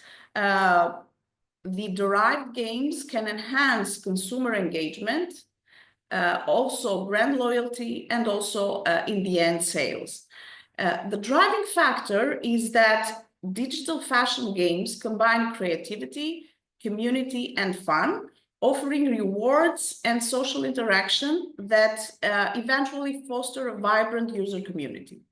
High fashion brands are increasingly collaborating with video game developers to create virtual fashion items, engaging younger audiences and providing a new platform for marketing. The growth of the gaming market, accelerated much more by the pandemic, showcased that the potential of fashion games to merge the worlds of fashion and gaming can create significant commercial opportunities and innovative marketing strategies. For instance, and you can see in this slide a picture of this game. The game is called Fortnite. Was one of the first gaming platforms to really fuse high fashion and gaming in 2021. It partnered with superstar Ariana Grande to release a special limited edition event where gamers could play as Ariana herself and dress her up in holographic mini dresses, and with her having as a signature high ponytail. She could also, in this game, kill her opponents with a huge pink hammer. I don't know if this looks fun to you, but definitely it was fun for the gamers. So let's talk about a little bit about web platforms that can leverage this collaboration, this multidisciplinary collaboration. The games that are created with the use of open source, accessible, and inclusive platforms are able to foster responsible fashion choices among their players. This practice can offer services that, for instance, extend the life of garments and encourage repairs over replacements, which in the end aligns with European Union's sustainability objectives, since it helps reducing the environmental impact of fashion.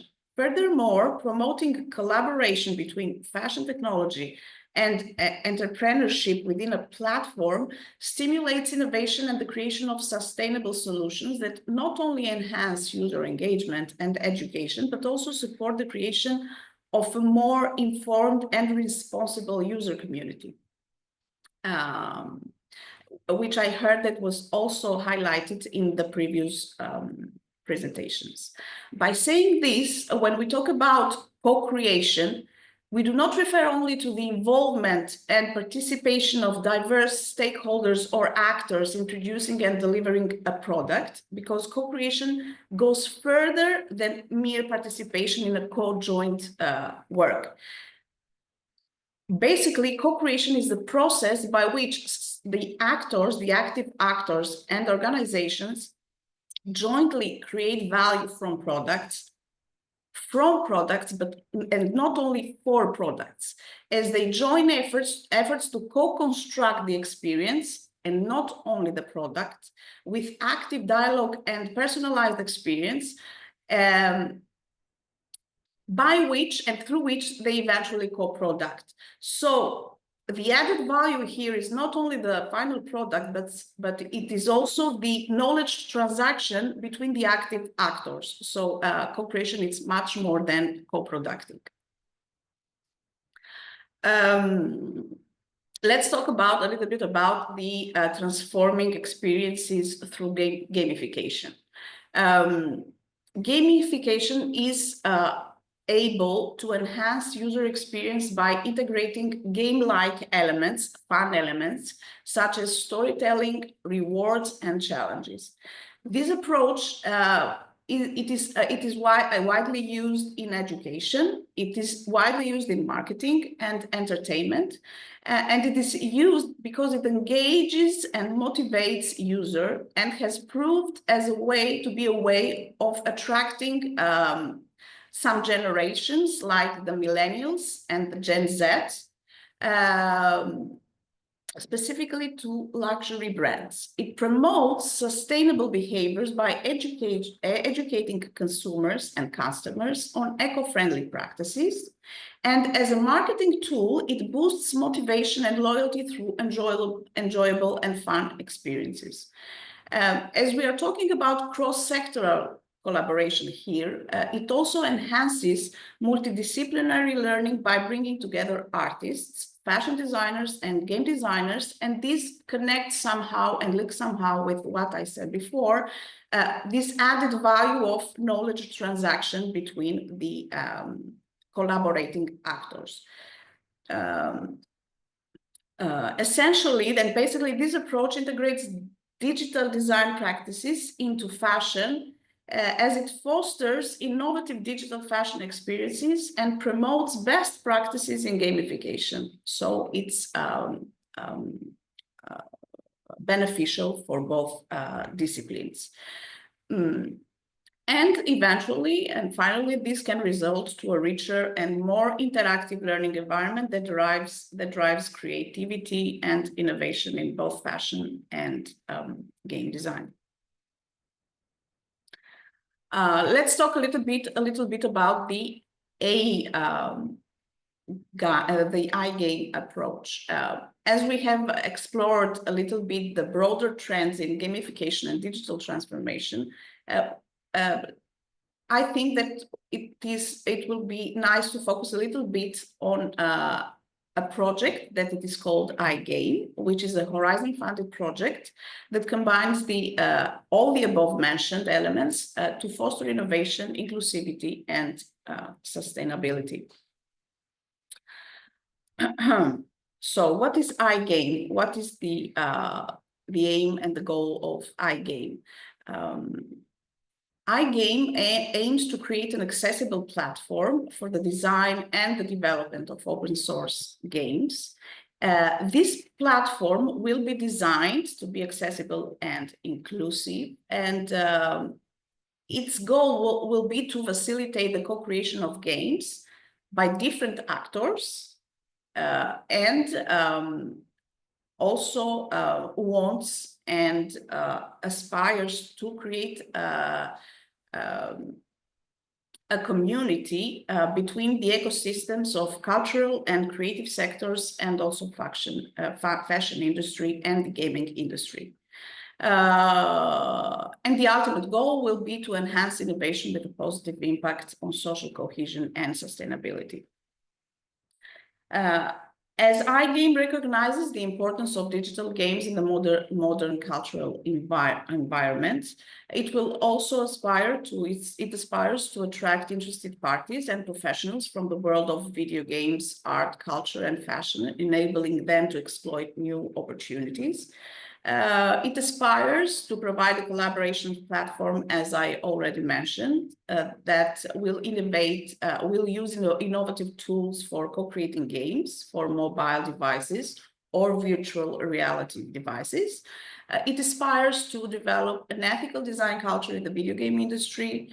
It aspires to assess the impact that video games have on different sectors like culture, creative industries, and fashion textile industry.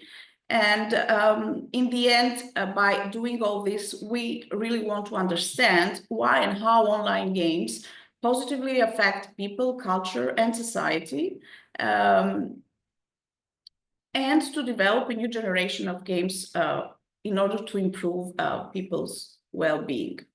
This is a diagram that depicts the community and the interactions of iGaming ecosystem.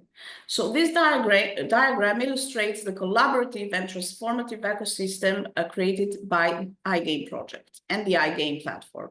As you can see, in its core is the co-creation space, which is basically a dynamic hub designed to unite diverse users from both the gaming space and the cultural and fashion industry, fostering collaboration and innovation. On the left, my left, I guess you're also your left too. We see the gaming space, which primarily involves game developers and gamers. Developers, including students, designers, and trainers, will use the platform to create impactful and inclusive games. The user in this space range from young players to specific groups such as older women over 60, reflecting the platform's commitment to accessibility and inclusivity. On the right, we have the cultural and fashion space, and which encompasses cultural and creative industries, such as museums, textile professionals, craft communities, fashion designers, fashion industries, etc. Here, visitors and users engage with games that integrate cultural narratives, fashion, and heritage. These participants include professionals from the textile industry, museums, curators, and even fashion communities using the platform to innovate within their fields. The central iGame platform acts as a bridge between these communities in order to connect these spaces and enable their seamless collaboration. The platform supports key objectives as it saves resources by promoting digital-first solutions, creates impactful experiences by integrating AI and VR, and also ensures inclusivity by engaging diverse demographics. These interconnected ecosystem, in the end, will be able to build a strong sense of community, enabling the exchange of ideas between the gaming and the other sectors. And it will allow, for example, a fashion designer to collaborate with game developers to create immersive, gamified experiences to explore textile, let's say, for example, design or heritage clothing in a virtual way. And we believe that this collaboration not only will enhance cultural engagement, but also will open new economic and creative opportunities.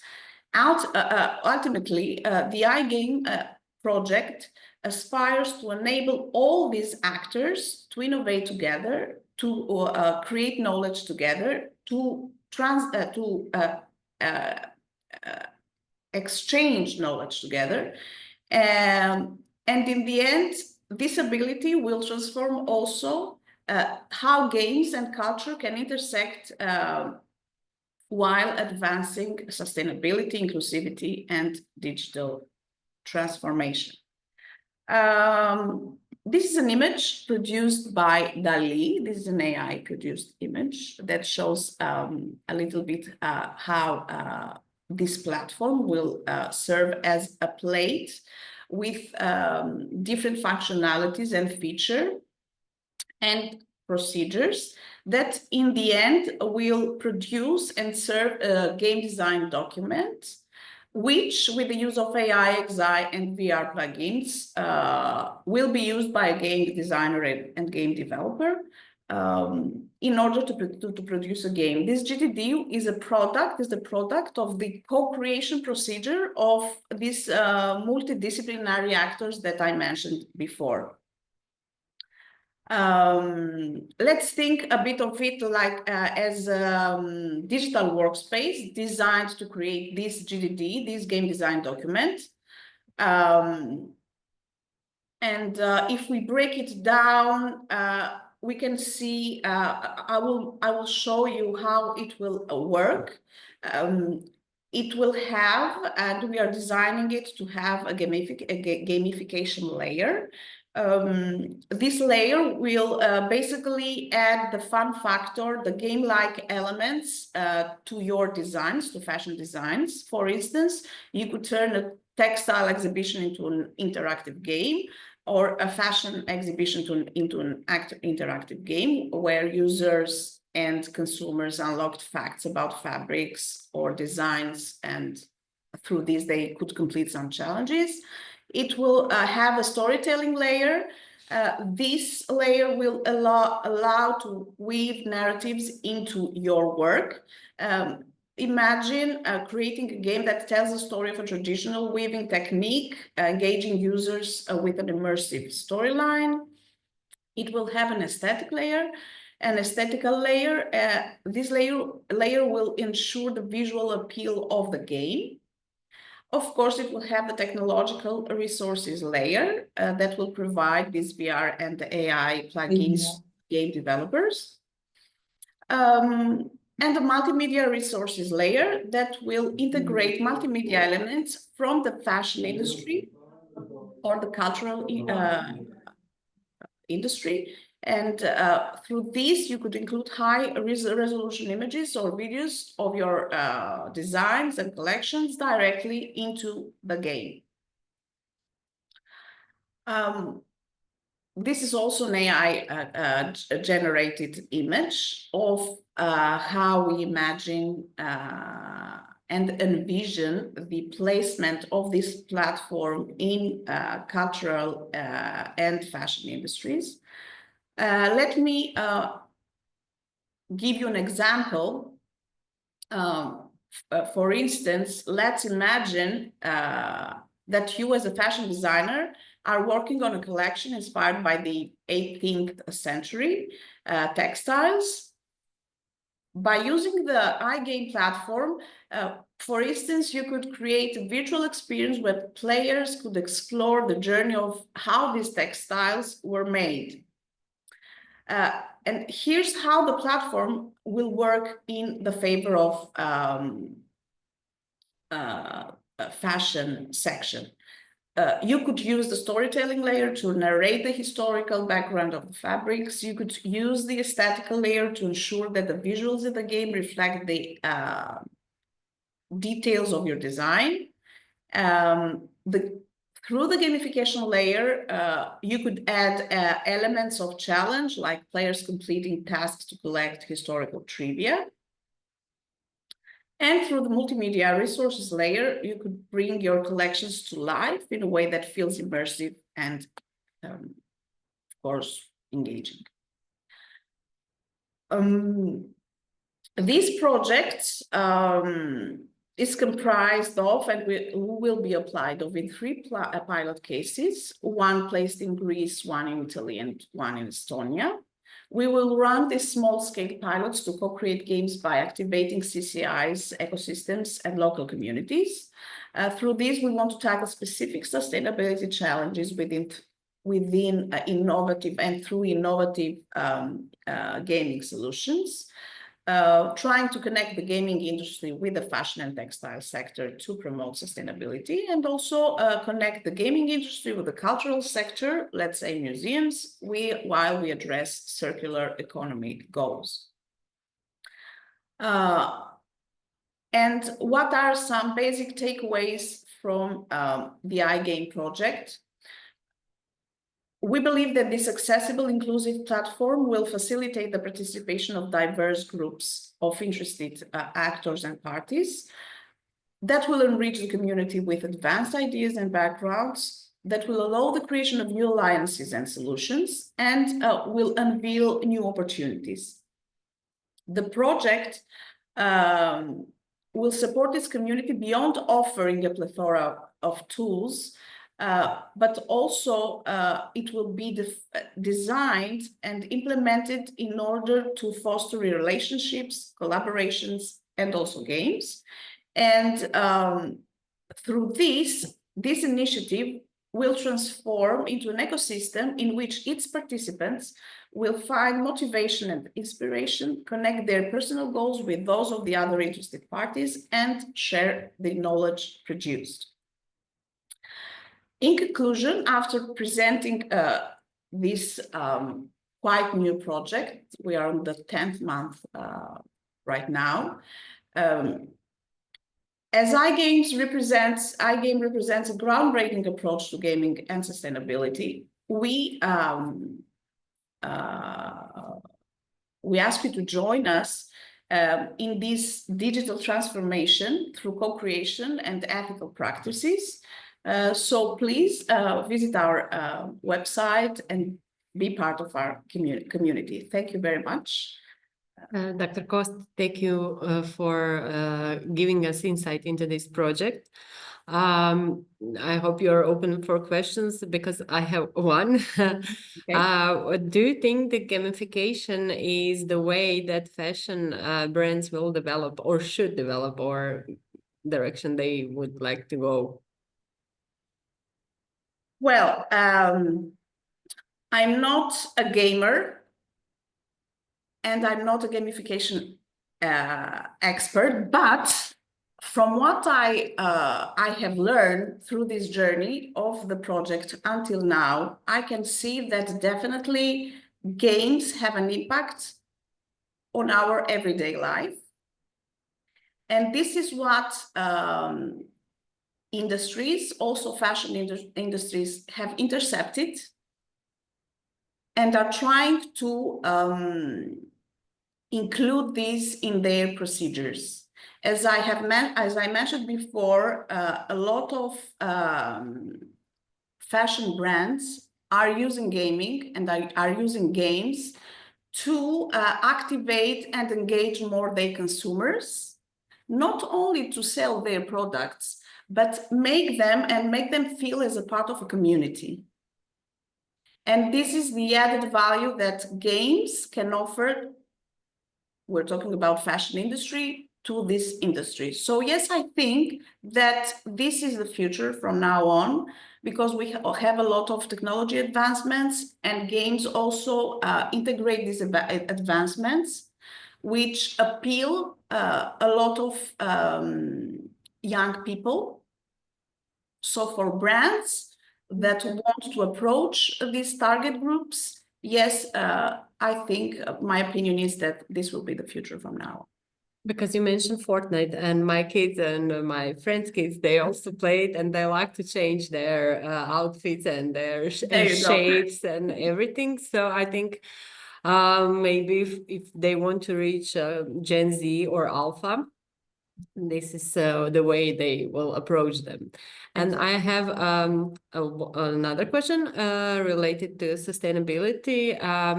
In which way do you think that iGame platform supports sustainability? Well, in this aspect, iGame will act more in an educative way. Mm-hmm. So when as we plan it to be applied in these pilots of reusable textile or reusable clothes, It will perform as an educative procedures of the gamers to see the value of reusing, reshaping things, and this will leverage leverages the goals and aims into the sustainable scopes of the European Union, since this is a European funded project. Dr. Cotti, thank you very much once again for your time and effort on this and Thank for you very much. participation. And now, as we come to the end of this festival, and as we conclude the festival, I would like to thank all of our speakers, participants, and my partners for making this event possible. It has been inspiring 2 days, filled with knowledge and collaboration, and we hope we left you with a new insight on the thematic and ideas that you will try to carry on in your work. Thank you for joining us, and we are looking forward to collaborate in maybe some another different projects. Thank you all. Bye.